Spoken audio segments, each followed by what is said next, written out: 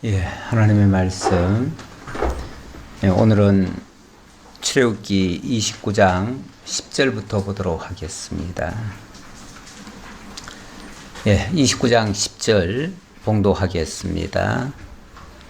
너는 수송아지를 해막 안으로 끌어오고 아론과 그의 아들들은 그 송아지에 안수할지며 너는 회막문 여호와 앞에서 그 송아지를 잡고 그 피를 네 손가락으로 제단 뿔들에 바르고 그 피 전부를 제단 밑에 쏟을지며 내장에 덮인 모든 기름과 간 위에 있는 거풀과 두 콩팥과 그 위에 기름을 가져다가 제단 위에 불사르고 그 수소의 고기와 가죽과 똥을 짐 밖에서 불사르라. 이는 속죄제니라. 아멘. 위임식을 하는데 먼저 속죄제를 드리라고 합니다.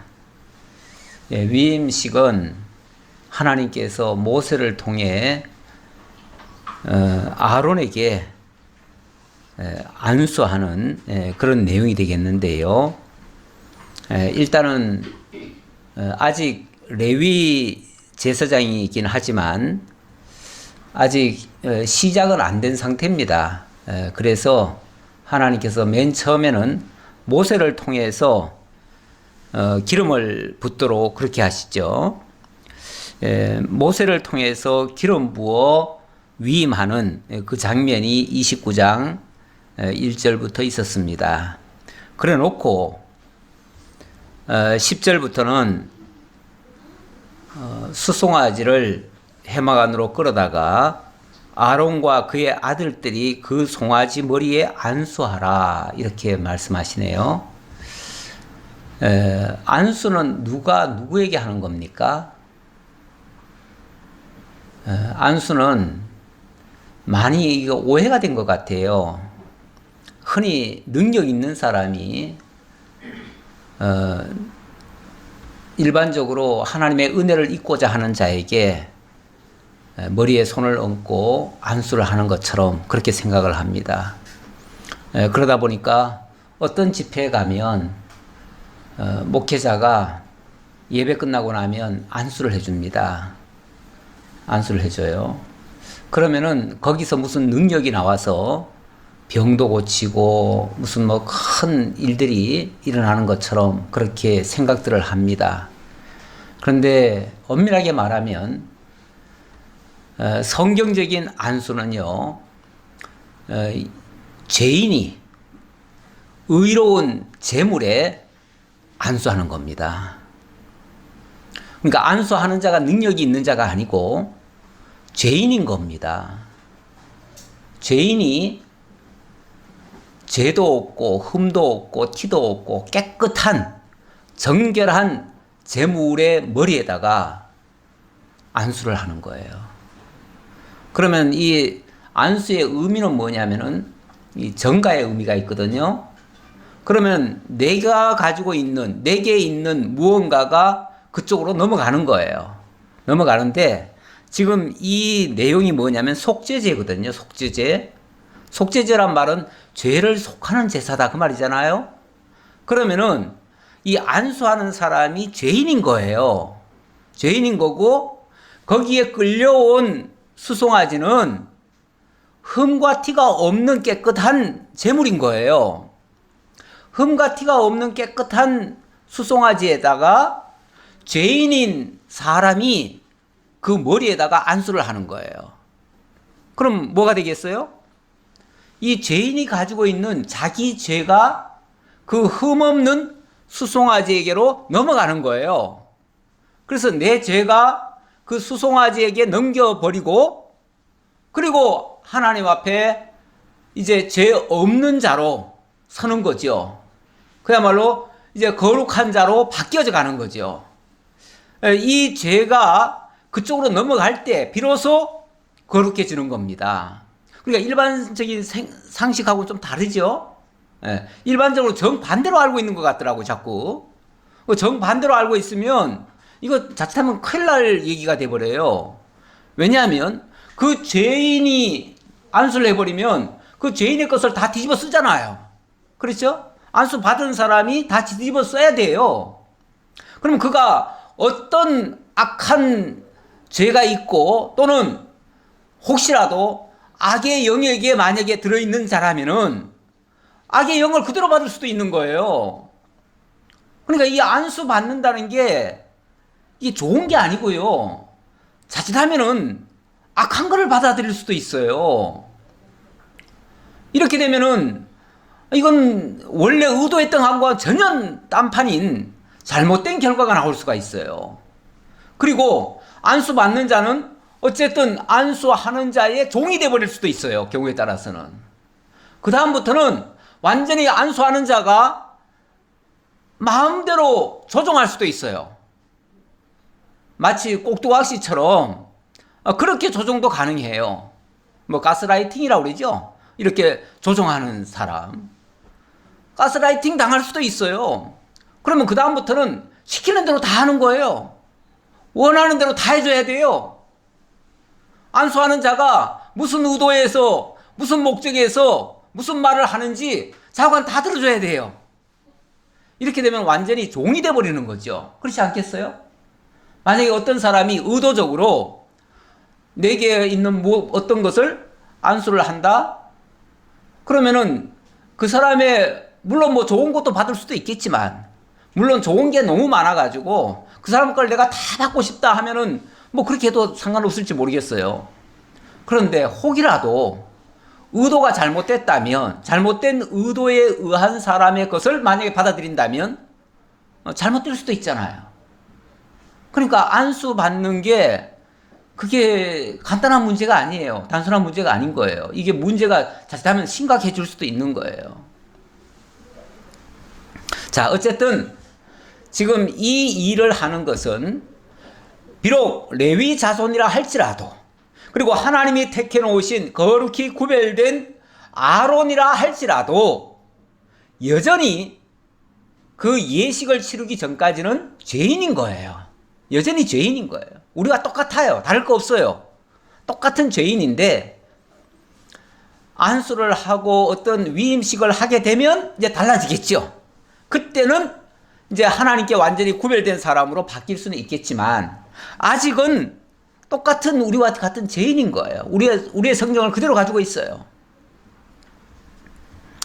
자, 어쨌든 분명히 안수에 대한 것을 이 개념을 좀 다시 한번 정립을 했으면 해서 말씀을 드렸고요. 제가 오늘 히브리서 말씀을 묵상을 했습니다.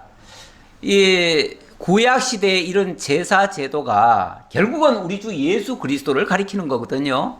여기에 그 안수를 받은 제물이 결국은 죽임을 당합니다. 그렇잖아요. 내가 안수를 했어요. 안수를 했는데 그러면 내 죄가 그쪽으로 넘어가 버렸어요. 그러면 그 죄를 어딘가는 처벌을 해야 되거든요. 없애야 되거든요. 그래서 그 제물을 가지고 어디로 가냐면 그 제물을 죽여야 돼요. 죽여서 그 피는 하나님께로 들어가고요. 하나님께로 가지고 가고요. 왜냐하면 피는 생명이고 생명의 주인은 하나님이에요.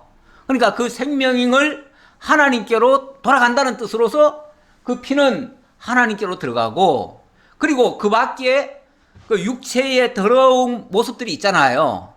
뭐 짐승이라 할지라도 짐승의 정결한 부분이 있고 피는 뭐 생명이니까 그건 정결하다고 보고 그래서 정결한 건 하나님께로 돌리고 정결치 못한 것들 있잖아요. 그런 것들은 어디로 가져갑니까? 그걸 다 영문 밖으로 가져가서 거기서 다 불살라 버려요.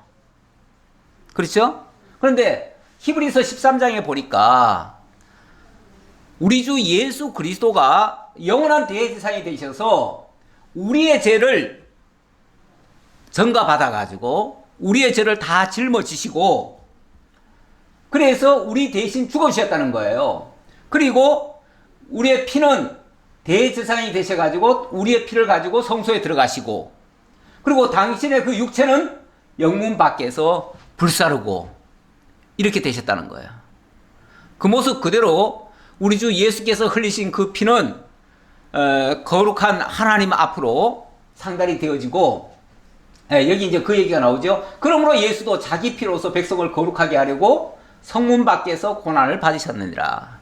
결국 구약의 그런 죄의 정과 의식들이 결국 우리 주 예수 그리스도를 가리킨 것이었고, 그리스도는 그 일을 위하여 당신이 피를 흘리시면서 당신의 육체는 성문 밖에서 죽으셨다, 이렇게 얘기를 합니다. 그런즉 우리도 그의 치욕을 짊어지고 영문 밖으로 그에게 나아가자. 우리도 따라서 우리도 그분의 치욕을 부끄러워할 것이 아니고 그분의 치욕을 우리도 짊어지고 영문 밖으로 나아가자. 영문 밖은 어찌 보면 버려진 장소 아닙니까? 버려진 장소인데 우리도 그런 것을 감당하면서 주님 앞으로 나아가자, 그 얘기죠. 그거는 하나의 우리의 결단을 촉구하는 내용이 되겠지요. 자, 그런 뜻으로 이해하시고요. 자, 계속해서 오늘 10절부터 46절까지는 제사장 임직하고 그리고 하나님의 약속의 내용이 주된 내용이 되겠습니다. 마지막 장면에 보면 오늘 좀 내용은 좀 많아요. 여기 지금 쭉 대지를 적어놨는데 대지가 많죠. 예, 한두 대지가 아닙니다. 굉장히 많아요. 사실 그만큼 구분해서 설명하려면 말이 많습니다. 말이 많은데 제가 그 얘기를 다 할 수는 없을 것 같고요. 큰 틀에서 보면 제사장 인직하는 내용과 그리고 하나님의 약속하는 장면이 소개됩니다. 그래서 하나님의 약속은 하나님이 만나주시겠다는 거예요. 이 제사를 통해서 너희를 만나주겠다. 이 성소에서 너희를 만나주겠다. 너희와 함께하겠다, 이거예요. 그런 약속을 해주시는 내용이 되겠습니다. 그래서 오늘 배울 내용이 이 내용인데 굉장히 많아요, 범위가. 어쨌든 이걸 뭐 다 일일이 어떻게 설명드릴까 제가 고민도 좀 있습니다만은 약간 좀 정리를 해서 말씀드려야겠다 싶어서 일단 여기 여러 가지 제사들이 나오기 때문에 일단 구약 시대에 나온 그 5대 제사에 대해서 간략하게 한번 보고 넘어갔으면 싶습니다. 지금 방금도 속죄제가 나왔어요. 속죄제가 나왔는데 이 속죄제라고 하는 것은 사실 속건제와는 조금 다릅니다. 속죄제는 근본 죄에 대한 사함을 얘기하고 속건제라고 하는 것은 사람들 간에 저질러진 죄나 아니면 성물을 좀 잘못 건드렸을 때나 이럴 때 드리는 제사가 되겠습니다. 그리고 번제는 몽땅 다 태워드리는 제사고요. 소제는 곡물을 이용해서 드리는 제사가 되겠고, 화목제라고 하는 것은 하나님과 우리 사이의 화목을 위해서, 목적이 화목입니다. 그래서 그럴 때마다 그 제물의 내용이 조금씩 달라요. 그리고 드리는 방식은 비슷하고 큰 틀에서 의미는 같아요. 다 의미는 거의 같아요. 결국은 우리 주 그리스도의 온전한 희생을 가리키는 의미가 되겠는데, 오늘 속죄제 이야기할 때 여기 보니까 수송아지를 해막 안으로 끌어오라 그랬는데, 이 수송아지, 이 제물이라고 하는 거는요, 그 제사를 드리는 자가 어떤 신분이냐에 따라서 제물의 크기가 다릅니다. 그래서 이 지금 이렇게 제사장이나 왕이나 어떤 지도자급에 있는 사람들에게는 송아지를 얘기합니다. 송아지를 끌어오라 그러고요. 또 그 밖에 다른 사람들은 또 양을 끌어오라 그러고요. 또 양이 없는 가난한 서민들 같은 경우는 비둘기를 가져오라고 합니다. 그리고 또 비둘기마저도 낼 수 없는 사람은 소제, 곡식 중에서 가져와도 됩니다. 그래서 사실은 뭐 제물이 뭐냐는 중요한 건 아니에요. 그 제물이 어찌 보면 그 제사 드리는 자의 어떤 신분을 가리키는 정도로 이해하시고, 제물은 형편대로 드리는 거예요. 한마디로 형편대로 드리면 되는데 어쨌든 신분에 걸맞게 지금 송아지를 드리는 것이다. 자, 그랬고 그 제사가 드려지면 피는 하나님께로 돌린다. 자, 이게 이제 중요하고요. 그건 생명이기 때문에 하나님께 당연히 돌려야 되고, 그 외에 뭐 내장에 있는 거라든지 심지어는 뭐 똥까지, 가죽과 똥 이런 것들은 다 쓸모가 없잖아요. 그건 이제 다 버려지는 거예요. 그래서 진 밖에서 버려져야 되는 겁니다. 그런 거는 영내에서 하면 안 돼요. 그건 저 바깥으로 나가야 돼요. 그 바깥이라고 하는 데가 결국은 어찌 보면 좀 저주의 상징 같은 그런 장소이기도 한데, 우리 주 예수님으로 본다면 우리 예수님이 정죄를 당할 때는 그 안에서 정죄를 당했습니다. 다시 말하면 성 안에서 정죄를 당했어요. 대제사장에 의해서 정죄를 당했는데 이제 끌려가지요. 성 밖으로 끌려가지요. 끌려가서 아골 골짜기, 거기 보면 거기는 저주의 장소입니다. 거기는 이제 사람들이 죽으면은 시체를 그냥 집어 던져 놔버려요. 장사도 제대로 안 지내요. 그냥 던져버려요. 던져버리면은 새들이 와서 뜯어먹고 짐승들이 먹고, 그리고 이제 버려지는 거예요. 그 저주받은 자들의 모습이에요. 그런데 희한하게 원래 예수님도 어찌 보면 저주의 상징으로서 그곳에 던져져야 맞는데, 원칙은. 근데 아리마대 사람 요셉이라는 사람이 와가지고 그 시신을 달라고 해가지고 그 부자인데, 그 사람이 굉장히 부자거든요. 그 부자의 묘실에 들어가죠. 이것도 하나의 표적이라고 그랬어요. 표적. 예.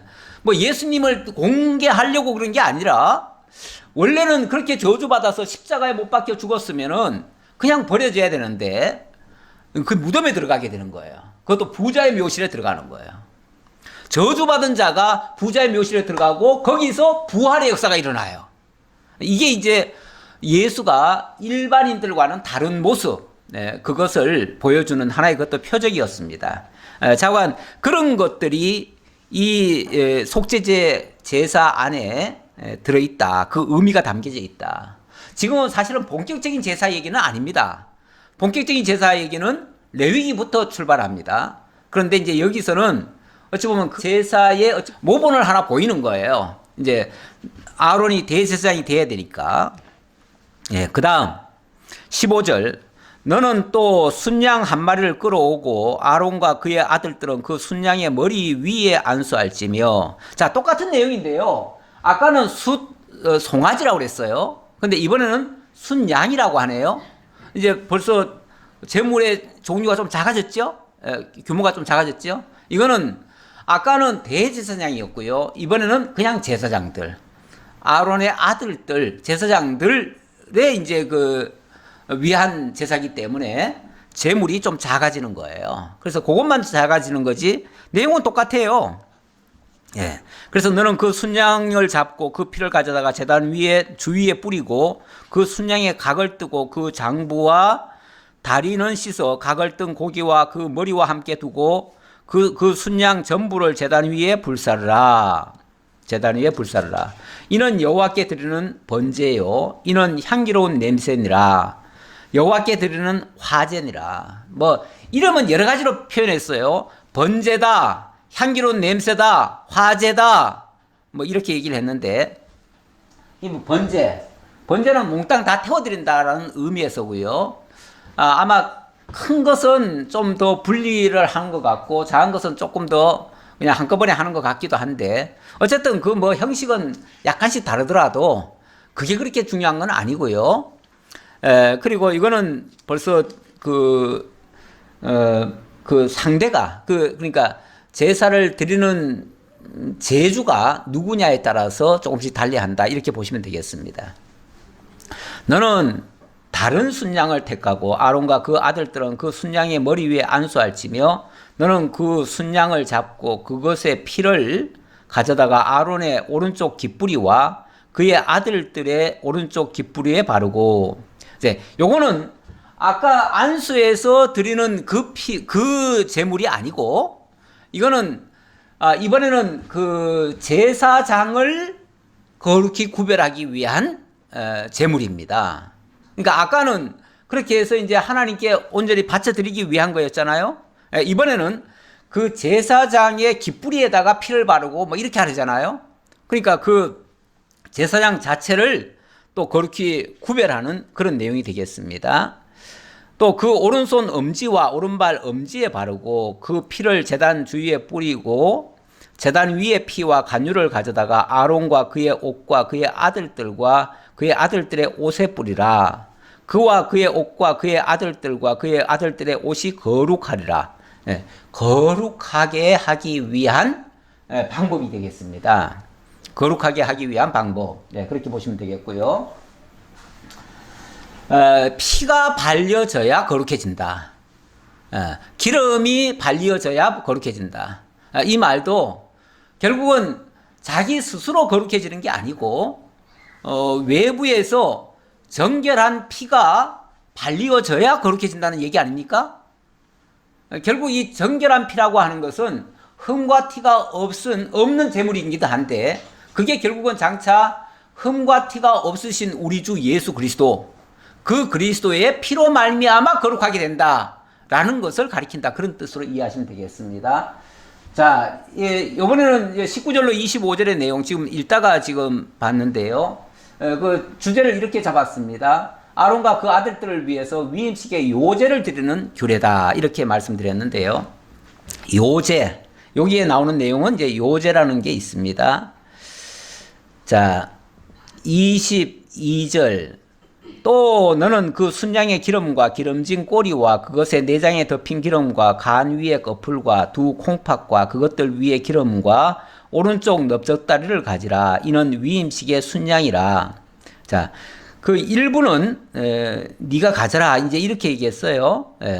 또 여호와 앞에 있는 무교병 강주리에서 떡 한 개와 기름 바른 가자 한 개와 전병 한 개를 가져다가 그 전부를 아론의 손과 그의 아들들의 손에 주고 그것을 흔들어 여호와 앞에 요제를 삼을지며. 자, 이건 네가 가져라. 쉽게 말하면 네가 먹어라. 이런 식인데 네가 먹는데 그냥 먹는 게 아니라 이거를 여호와 앞에 흔들어 요제를 삼고 먹어라. 이제 이런 뜻이에요. 이건 네가 먹을 건데 여호와 앞에 흔들고 먹어라. 이 요제라는 말이 여기 지금 이건 구약의 4가지 제사 법입니다. 제사 방법입니다. 방법. 아까는 제사의 종류고요.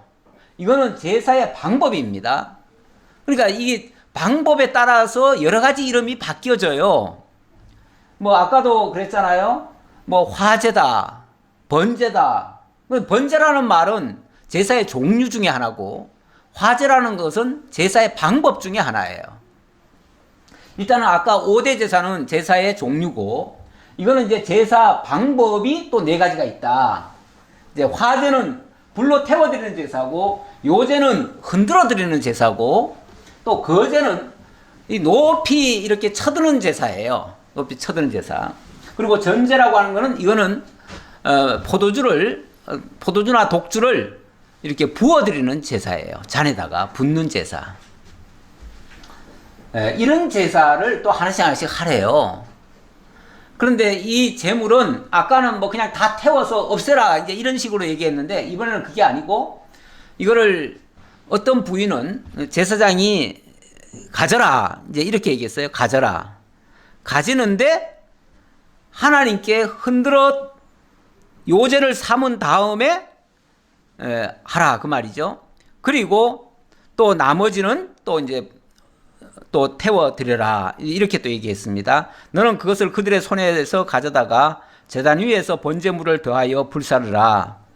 이는 여호와 앞에 향기로운 냄새니 곧 여호와께 드리는 화제니라. 결국 화제라고 하는 것은 그 불로 태워서 냄새가 하나님께 상달되게 하려는 것인데 그런 의미로 이제 하는 건데 여기는 이제 중요한 거는 요제라는 것이 저는 중요하다고 봅니다. 요제. 흔들린다 그런 뜻이에요. 자, 어쨌든 그 흔든다는 얘기가 나왔고요. 자, 26절 보겠습니다. 26절로 28절에서는 여기서는 또 이 거제 얘기가 나옵니다. 거제. 너는 아론의 위임식 순양의 가슴을 가져다가 여호와 앞에 흔들어 요제를 삼으라. 이것이 내 분깃이니라. 내 분깃이다. 그러니까 이 가슴 부위라든지 고기 중에 말이에요. 고기 부위 중에 일부는 넓적다리라든지 뭐 이런 것들은 그들의 음식으로 주는 겁니다. 그들이 먹으라고 주는 거예요. 주는 건데 너는 그 흔든 요제물 곧 아론과 그의 아들들의 위임식 순양의 가슴과 넓적다리를 거룩하게 하라.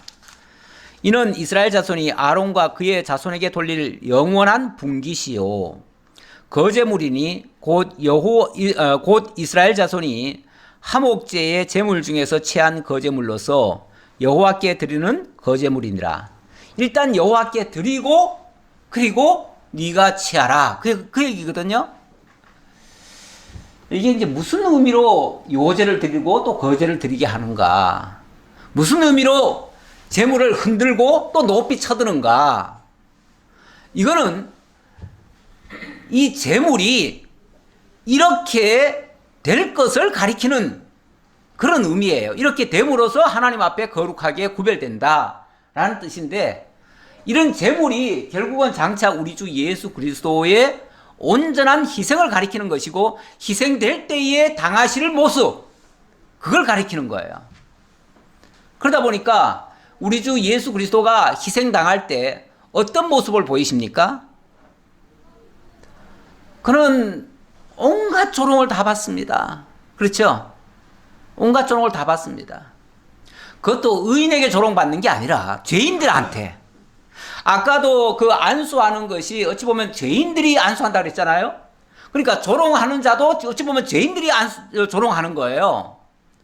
죄인들이 조롱하고 죄인들이 그를 높이 쳐들어요. 어디다 높이 쳐드냐면 십자가에 못 박히도록 하는 거예요. 그러니까 그에게 가시면류관을 씌우고 그에게 고통을 주어서 쓰러지게 만들고 막 흔들리게 만드는 거예요. 이 흔들린다는 게 그 고난을 당한다는 얘기예요. 고통을 당한다는 얘기예요. 그렇게 하고 마침내는 그가 높이 들려요. 십자가에 못 박힌다 그 얘기예요. 그렇게 됨으로써 온전한 제사가 되어진다. 그렇게 함으로써 온전히 하나님이 기뻐하실 그런 온전한 제물이 되어진다. 결국 우리 주님이 우리 죄를 담당해서 우리 죄를 뒤집어 쓰고 죄인들의 죄를 뒤집어 쓰고 그리고 그 모진 고난을 다 받으시고 그리고 마침내 십자가에 못 박히심으로써 비로소 우리의 모든 죄가 사함을 받고 거룩히 구별되어진다 라는 뜻으로 이해하시면 되겠습니다. 그렇게 될 것을 가르쳐 주려고 구약에는 어차피 이게 시청과 교육 아닙니까? 시청과 교육이니까 제물을 가지고 하는 거예요. 제물을 가지고 하는데 그 제물이 바로 우리 주 예수님이 당하실 그러한 희생 제물이다 그 말이죠. 자, 그 다음 어찌 보면 이게 제사장의 참 지난번부터 자꾸 그 표현은 안 쓰면 좋은데 달리 제가 표현을 할 길이 없어가지고 제사장의 숙명이에요. 제사장의 숙명. 제사장은 이렇게 고난을 당하고 이렇게 십자가에 못 박히는 것이 그의 숙명이에요. 그가 짊어져야 할 몫이에요. 그래서 아까 흔들리고 십자가에 마침내는 못 박히는 것이 그가 당할 마땅한 일이에요. 그러다 보니까 아까 히브리서에서 뭐라 그럽니까? 너희들도 주님을 따르는 자로서 그런 고난이 온다고 해도 기쁘게 그를 짊어지고 나아가자 이렇게 얘기하지 않습니까? 나아가자. 우리도 어찌 보면 이제는 우리 보고는 구약의 제사장처럼 그렇게 살라는 얘기는 아니에요. 이제는 신약의 제사장은 이제 만인 제사장입니다. 예수 그리스도가 유일한 중보자 참 대제사장이 되셨기 때문에 다른 모든 백성들은 이제 만인 제사장이에요. 만인 제사장인데 이제는 우리가 직접 이런 제사를 드리지는 않습니다. 하지만은 주님이 가신 그 길은 우리가 따르는 거죠. 그 길을 따를 때 때때로 우리에게도 고난이 있을 수가 있다. 그러니까 예수님이 나를 따르려거든 자기 십자가를 지고 나를 따르라 이 말씀도 아시죠? 자기 십자가를 지고 각자에게 하나님이 다 약간씩의 고난거리는 주신다는 얘기예요. 우리가 주님을 따르는데 이제 예수 믿고 나서 지금부터는 고생 끝, 행복 시작, 지금부터는 꽃길만 걷자, 이게 아니다 그 말이에요. 우리에게도 하나님께서 우리 각자가 감당할 만한 시험, 각자가 통과할 수 있는 양의 그런 연단, 그게 자기 십자가입니다. 자기 십자가. 그 십자가를 아예 없앤다는 게 아니라 각자가 짊어질 만한 십자가를 주신다는 거예요. 그게 자기 십자가예요. 그거 지고 나를 따르라 그래요. 근데 그거는 사람마다 다 달라요. 그래서 예수 믿으면 무조건 고생이 있다 이런 뜻은 아니에요 또. 예. 하지만 그런 게 있더라도 주님을 생각함으로 참고 인내하면서 우리가 가야 될 길을 가야 된다. 그걸 가르쳐 주기 위해서 하는 소리예요. 사실 우리가 이 땅에 있는 한, 이 땅에 있다고 하는 자체가 이 땅의 죄의 짐을 우리가 어느 정도는 짊어지는 겁니다. 그렇잖아요?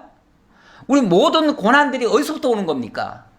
결국은 죄 때문에 오는데 내 죄라기보다는 아니 사회 구성원들이 잘못하면은 그 값도 우리도 받잖아요. 막말로 정치 지도자가 엉뚱한 생각하고 엉뚱한 짓 하면은 그 고난 우리가 고스란히 받잖아요. 그렇죠? 다 받아요. 어느 지도자가 어떻게 우리를 이끌든 간에 거기에 따르는 희생들이 또 있을 수밖에 없어요. 하지만 그게 어찌 보면 우리에게 짊어지어주는 주님의 십자가일 수 있어요. 그거 짊어지고 그거 가지고 불평하지 말고 그거 가지고 거부하지 말고 그냥 하나님이 내게 지어주는 짐이다 생각하고 가자 그 말이에요. 그런 차원에서 주님께서 하신 말씀이에요. 자, 그 다음 29절로 30절 이제 드디어 위임식을 하는 겁니다. 위임식. 아까는 이제 위임식을 하기 전에 먼저 그를 거룩히 구별해야 되니까 거룩히 구별하는 의식이었고요. 이제 드디어 성의를 입혀서 이제 위임식을 하는 겁니다. 자, 위임식을 하는 장면. 이건 이제 일단 그림은 모세라고 보시면 되겠습니다. 모세가 위임을 하는 장면인데 글쎄 이 그림도 정확히 맞는지는 모르겠어요. 그냥 이렇게 추론적으로 그려놓은 겁니다. 그러니까 그냥 그림으로만 이해하시고요. 자, 29절 봅시다. 아론의 성의는 후에 아론의 아들들에게 돌릴지니 그들이 그것을 입고 기름 부음으로 위임을 받을 것이며 그를 이어 제사장이 되는 아들이 회막에 들어가서 성소에서 섬길 때는 이래 동안 그것을 입을지니라. 아론의 성의. 아론의 성의 이미 앞에서 드렸나요? 드리고 그것을 아들에게 넘기라고 하는 소리 같으네요. 제가 지금 드린다는 얘기가 아닌 것 같으네요. 너는 위임식 순양을 가져다가 거룩한 곳에서 그 고기를 삶고 아론과 그의 아들들은 회막 문에서 그 순양의 고기와 강줄에 있는 떡을 먹을지라. 여기 지금 아론과 그의 아들들에게 앞에서 제사 드린 것의 그 음식을 받아서 먹으라고 그랬죠? 그걸 너희들 것이다. 그래서 먹게 하는데 이거를 모든 사람이 같이 나누는 게 아닙니다. 같이 나누는 거는 화목제 때 같이 나누어 먹습니다. 그런데 여기는 제사장에게만 지금 주는 거기 때문에 이거는 제사장의 몫이에요. 먹는 것도 제사장의 몫이에요. 그러니까 여기에 모든 짐을 몽땅 다 짊어지는 자가 제사장이에요. 그래서 제사장에게 먹여라 그 말이고 그들은 속죄물 곧 그들을 위임하여 그들을 거룩하게 하는데 쓰는 것을 먹되 타인은 먹지 못할지니 그것이 거룩하기 때문이라. 여기는 다른 사람은 참여를 안 시킵니다. 화목제 같으면 같이 나눠 먹는데 이거는 화목제가 아니기 때문에 이건 제사장 몫을 감당할 자의 몫이기 때문에 그래서 이거는 어찌 보면은 좋은 의미에서의 그 고기는 아니에요. 그렇죠? 그 죄의 짐을 감당한 몫이에요. 그래서 이거는 이미 하나님께 드려진 것이고 거룩히 구별된 거기 때문에 다른 사람은 먹을 수가 없다. 오직 제사장만 먹어라. 이렇게 얘기한 거죠. 그리고 위임식 고기나 떡이 아침까지 남아있으면 그것을 불에 사를지니 이는 거룩한 즉 먹지 못할지니라. 이미 드려진 거기 때문에 하나님 앞에 상달된 것을 그날 못 먹었으면 그 다음날 또 남겨놓고 또 먹지, 이래서는 안 된다는 거죠.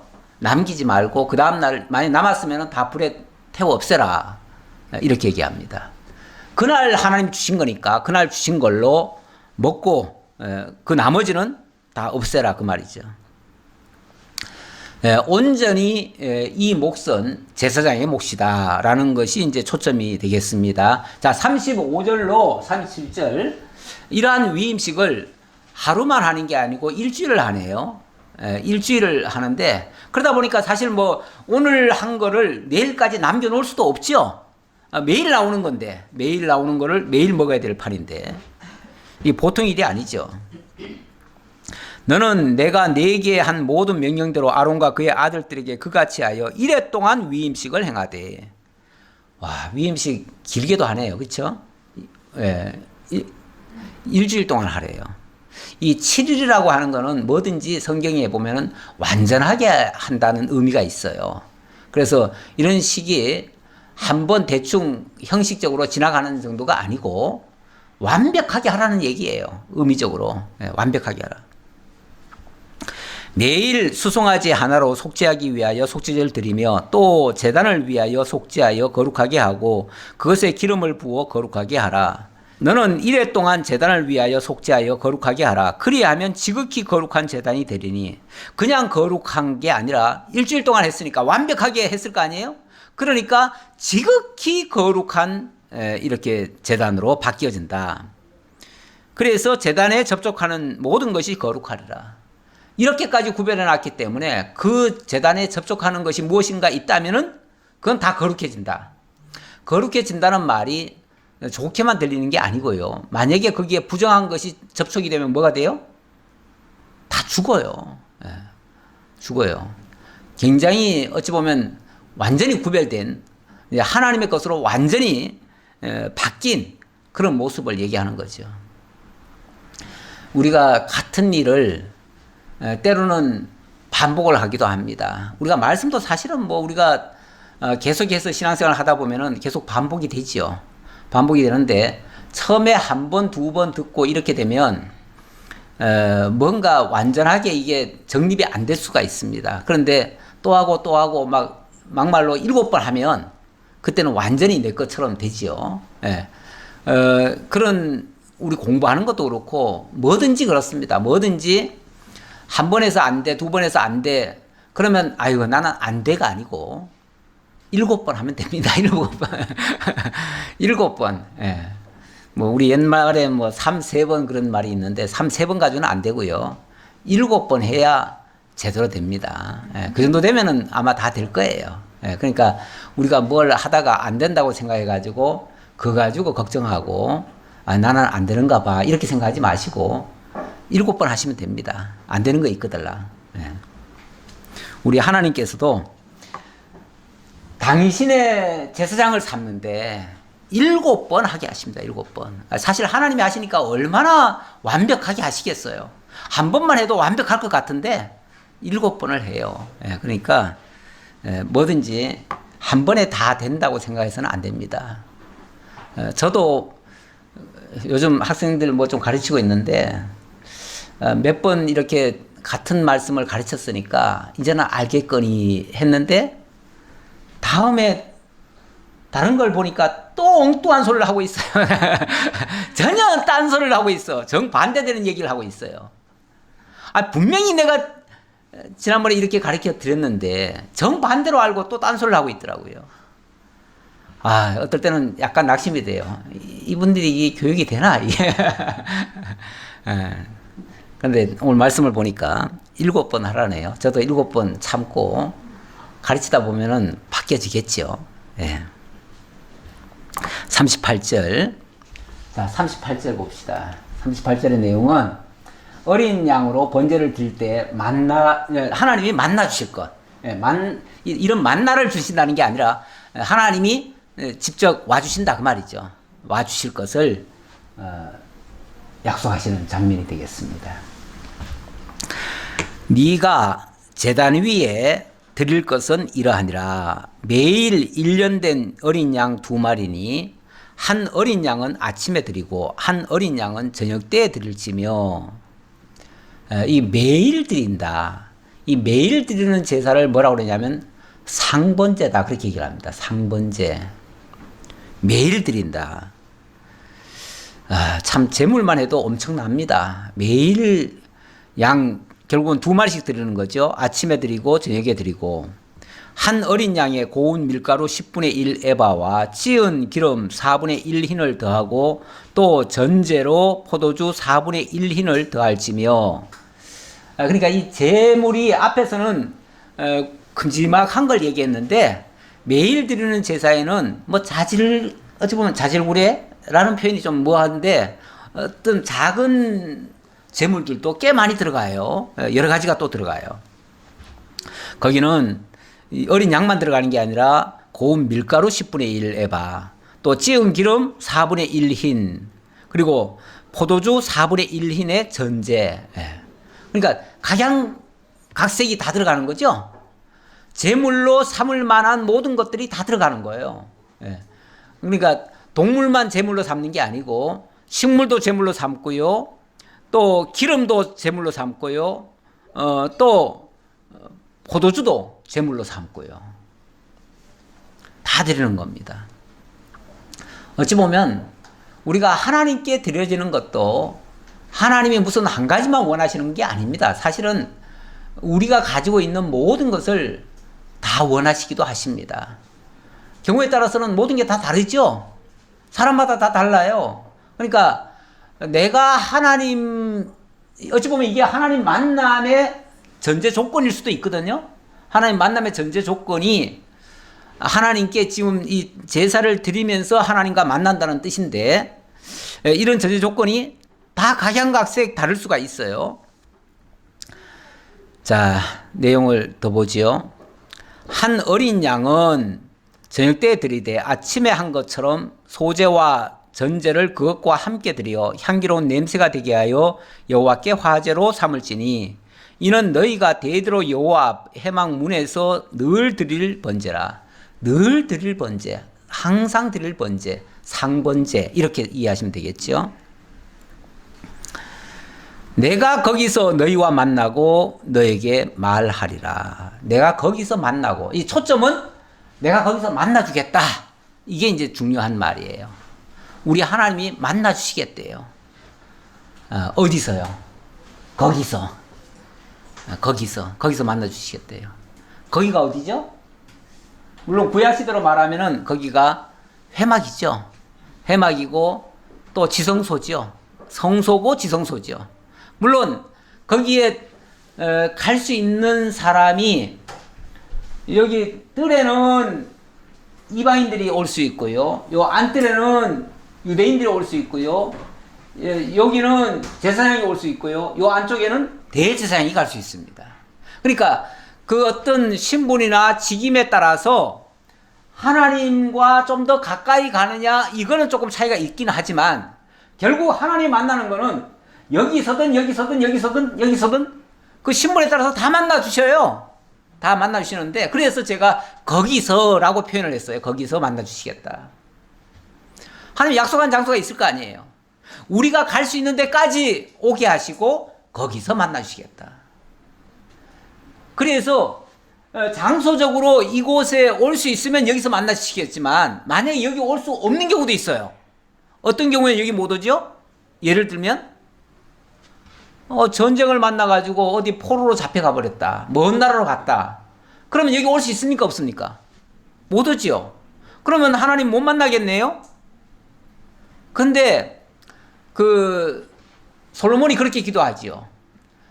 이 언약 자손들이 어디에 가 있든지 하늘가에 있을지라도 주님의 이름을 두신 곳, 그곳을 향하여 기도하거든 하나님이 들으시고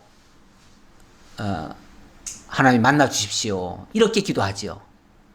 실제로 그렇게 기도가 응하지요. 응해서 나중에 바벨론 포로 잡혀갔을 때는 그들이 이곳을 향하여 기도하죠. 이곳을 향하여 기도. 원래 기도라고 하는 거는 시공형의 제약을 받습니까? 안 받습니까? 안 받지요. 장소가 멀리 떨어져 있다고 해서 하나님이 안 받으시나요? 그렇지 않지요. 예, 어디서 기도하든 상관이 없습니다. 다만 하나님의 이름을 두신 곳, 그곳을 향하여 기도하는 것은 중요합니다. 이거는 그 기도의 대상을 분명히 하는 거잖아요. 그분을 향해서 기도하는 거잖아요. 그거는 중요하죠. 그것만 있으면은 어디서 기도하든 상관이 없어요. 자꾸만 기도를 너무 강조하시는 분들은 기도의 어떤 형식을 가지고 자꾸 얘기를 하고 기도의 장소를 가지고 굉장히 강조를 하셔요. 그래서 기도는 성전에서 기도를 해야 된다. 그래서 성전으로 모이기를 힘쓰게 하고, 물론 우리가 예배당에 모여서 함께 예배하고 하나님을 배워가고 하나님의 뜻을 깨달아가기 위한 모임은 굉장히 중요합니다. 그거는 필요하고 꼭 그게 없으면은 실제로 하나님의 뜻이 제대로 깨닫지질 못해요. 그래서 그거는 매우 중요한데, 그러나 기도하기 위한 수단으로서 여기가 성전이니까 여기로 와서 제사 드려라, 여기 와서 기도해라, 이건 아니다 그 말이에요. 왜냐하면 지금은요, 성소라고 하는 개념 자체가, 성전이라고 하는 자체가 지금은 없잖아요. 냉정하게 말하면 지금 지구상에 성전이 있습니까? 없어요.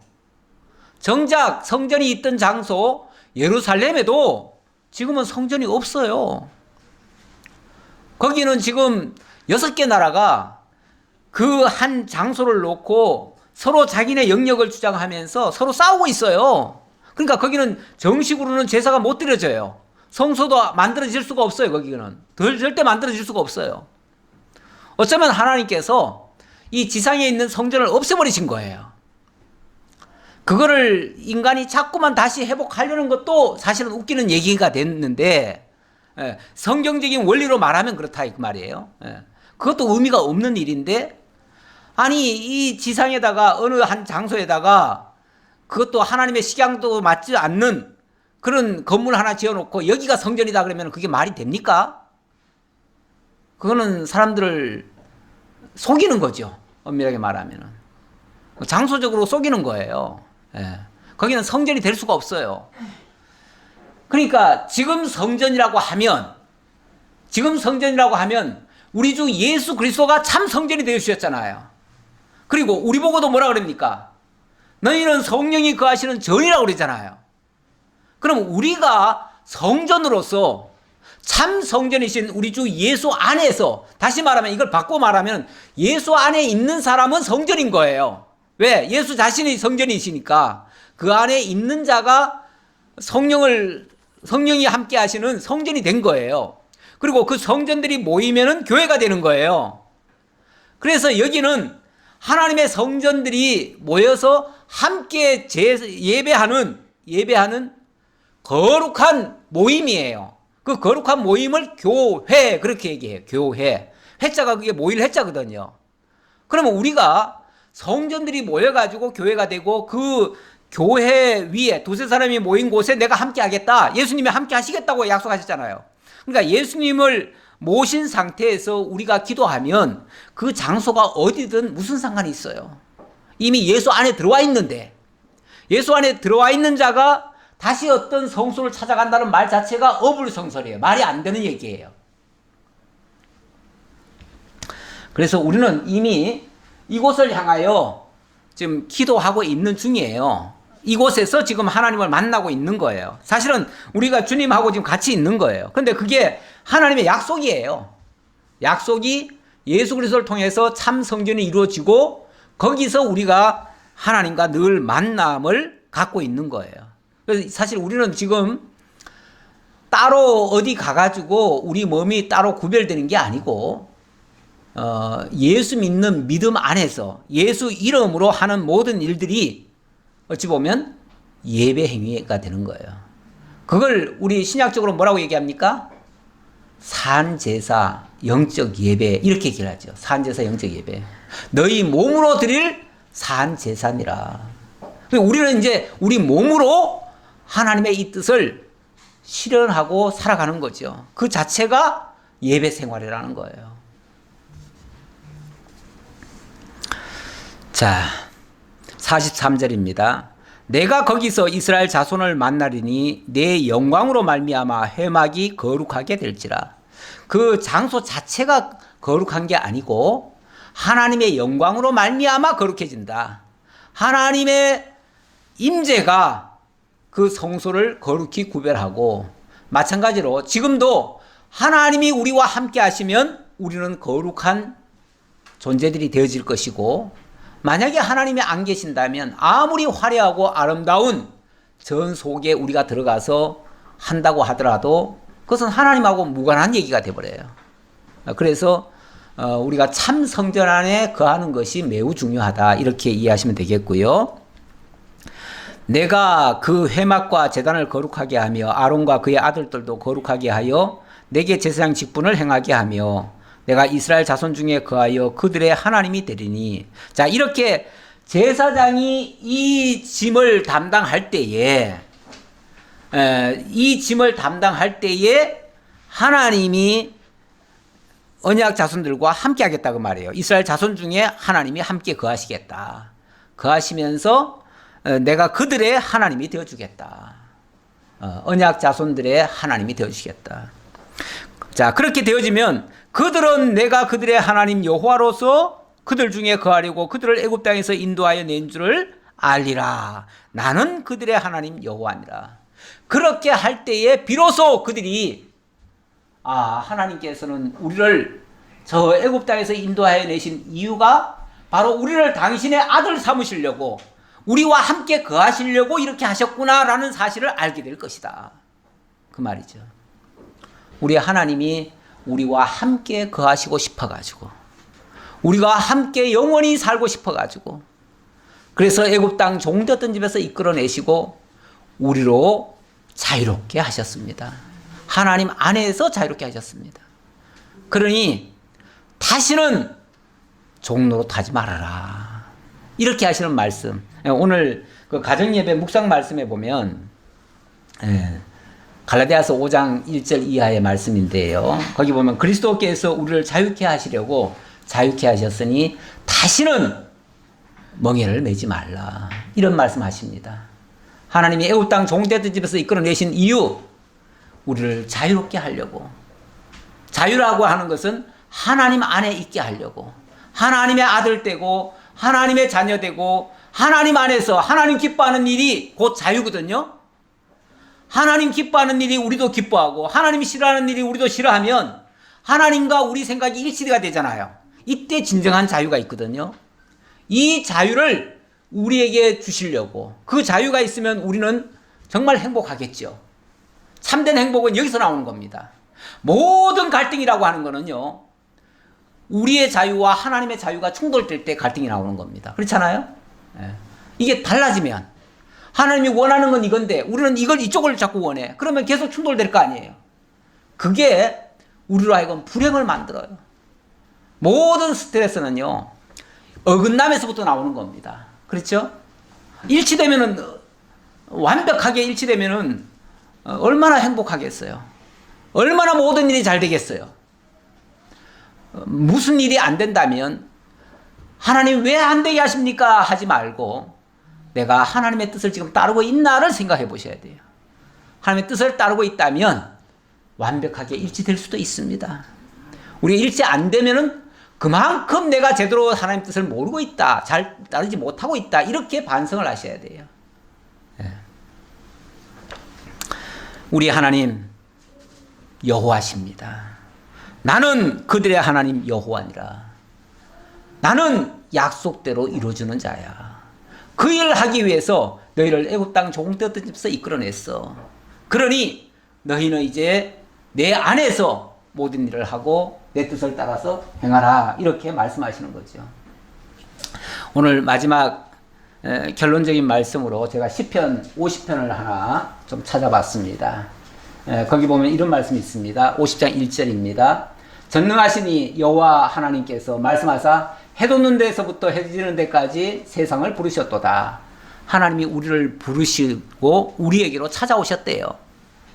하나님이 자기의 백성을 판결하시려고 위 하늘과 아래 땅에 선포하여 이르시되 나의 성도들을 내 앞에 모으라. 그들은 제사로 나와 언약한 이들이니라 하시도다. 제사로 나와 언약했다. 지금 여기 지금 제사 행위가 나오잖아요. 이 제사로 하나님이 언약을 한 거예요. 다시 말하면 이 제사를 통해서 내가 너희에게 줄 거 주겠다. 내 모든 복을 이 제사를 통해서 너희에게 알려주겠다. 그 말이잖아요. 그 제사로 주겠다는 말은 결국은 이 제사장 되시는 예수 그리스도를 통해서, 예수 그리스도의 희생을 통해서 너희와 만나주겠다. 그 얘기예요. 그런데 나는 8절입니다. 나는 내 재물 때문에 너를 책망하지는 아니하리니 네 번제가 항상 내 앞에 있음이로다. 아까 상번제 얘기했죠. 상번제. 상번제가 항상 내 앞에 있다. 근데 우리 항상 상번제 드립니까? 우리 일주일에 한 번 오지요? 6일 동안은 번제 드립니까? 사실 오늘도 우리가 번제 드리러 온 건 아닌데 어쨌든 하나님과의 교통이 날마다 이루어지고 있기 때문에 필요 없대요. 쉽게 말하면 이런 제사가 필요 없대요. 사실 우리가 하나님과의 교통이 날마다 이루어지고 있다면 굳이 다른 제사가 필요할까요? 없겠지요. 그걸 위해서 어찌 보면 이 세상에 예배라고 하는 것도 있게 하는 건데 우리가 날마다 하나님 앞에 드린다면 얼마나 좋겠습니까? 그게 온전한 교통이죠. 50장 23절 결론 끝에 이런 말씀이 있습니다. 감사로 제사를 드리는 자가 나를 영화롭게 하나니 그의 행위를 옳게 하는 자에게 내가 하나님의 구원을 보이리라. 감사로 제사 드리는 자. 우리의 제사는 이제 다른 제사가 아닙니다. 하나님의 은혜를 깨닫고 그에 대한 감사의 제사입니다. 감사의 제사. 그러니까 우리가 뭐 소잡고 양잡고 이제 더 이상 그런 제사 드리지는 않습니다. 하지만 늘 하나님의 은혜를 깨닫고 감사하는 제사, 하나님 찬송하는 제사, 하나님 은혜를 기억하는 제사. 그게 이제 제사라는 말은 그걸 위해서, 그것에 의해서 나에게서 희생이 나온다면, 제사라고 하는 건 곧 희생이거든요. 그렇다면 그거야말로 하나님이 가장 기뻐할 일이다 그 말이죠. 우리가 앞서가신 우리 주님의 뒤를 따라가면서 우리도 영문 밖으로 나가자 그랬습니다. 우리 주님이 우리를 이렇게 감사로 찬송하며 하나님께 영광 돌리며 살아가기를 기뻐하십니다. 날마다 그런 삶이 우리에게서 이어지기를 진심으로 기원합니다. 아버지 하나님 감사합니다. 우리를 사랑하시고 그래서 하나님의 은혜 속에 늘 있게 하시려고 하나님의 참 아들 되게 하시려고 우리에게 만나시려고 오셨습니다. 그리고 제사로 언약해 주셨습니다. 그 제사의 언약대로 우리 주님께서 제사 드려 주셨습니다. 그리고 대제사장이 되셔서 우리를 친히 영문밖까지 인도해 주십니다.